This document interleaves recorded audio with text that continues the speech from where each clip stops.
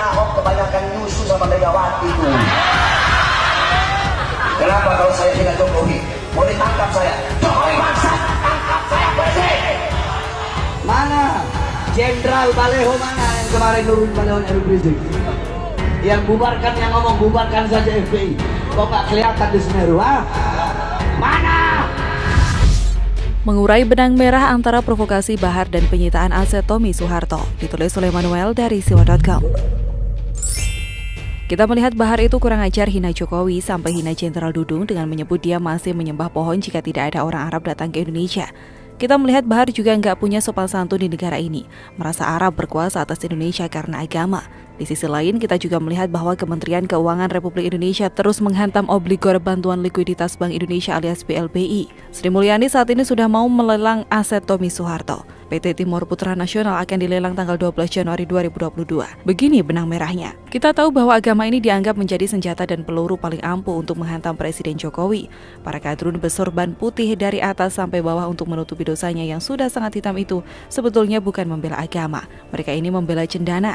Kita tahu banget apalagi ada foto-foto beredar yang menunjukkan cinta kasih dan romantisme si Bahar Smith dan Tommy Soeharto. Kita tahu cendana ini adalah tujuan dari Bahar, Rocky Gerung, Refli dan kawan-kawan yang kesakitan lihat Jokowi jadi presiden. Sakit hati adalah jalan hidup mereka. Kenapa? Karena mereka selama jadi penguasa dan hidup bersama penguasa sangat menikmati uang-uang rakyat.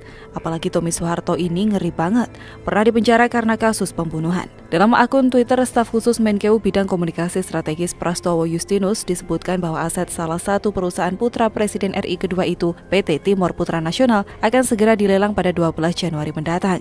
Rincian tanah yang akan dilelang adalah: pertama, tanah seluas 530.125,526 meter persegi di Desa Kamojing, Kabupaten Kawarang sebagaimana SHGB nomor 4 Kamojing atas nama PT KIA Timur Motors. Kedua, tanah seluas 96.896,7 meter persegi di Desa Kalihurip, Kabupaten Karawang dengan SHGB nomor 22 Kalihurip atas nama PT KIA Motors. Ketiga adalah tanah seluas 100.985,15 meter persegi di Desa Cikampek Pusaka, Kabupaten Karawang dengan SHGB nomor 5 Cikampek Pusaka atas nama PT KIA Timur Motors. Limit lelang yang ditetapkan oleh pemerintah adalah 2,42 triliun di KPKNI Purwakarta. Kalau 1% untuk Bahar saja sudah berapa coba? Makanya agama ini dianggap sebagai senjata pamungkas, efektif dan efisien. Agama menjadi sebuah kedok saja, bukan menjadi sebuah hal yang diutamakan. Di balik itu ternyata ada Tommy Soeharto, makanya gak heran jika kita melihat Bahar Smith menyalak, berteriak-teriak, tak karuan ingin memecah belah TNI dan Polri, dan juga menghina Jokowi. Benang merah antara Rocky Gerung, Bahar, Tommy Soeharto, Anies Baswedan, Amin Rais, dan para pecundang politik lainnya termasuk Prabowo mungkin mulai terumbar. Kenapa Prabowo? Karena Prabowo ini adalah pendukung Rizik dan dia jadi umatnya Rizik. Tapi kali ini kita fokus ke Bahar Smith dan Tommy Soeharto. Mereka ini adalah bromance, kekasih yang saling membutuhkan satu sama lain. Bahar menjadi attack dog dari Tommy. Kenapa? Karena mereka dekat, bisa jadi mereka saling support. Makanya gak heran kalau Bahar ini menyala keras-keras. Saat aset BLBI Tommy Soeharto mau dilelang, Tommy Soeharto melawan. Tapi dia nggak bisa melawan sendiri, dia harus pakai Bahar untuk menyerang. Makanya benang merah ini sudah semakin lama semakin kelihatan.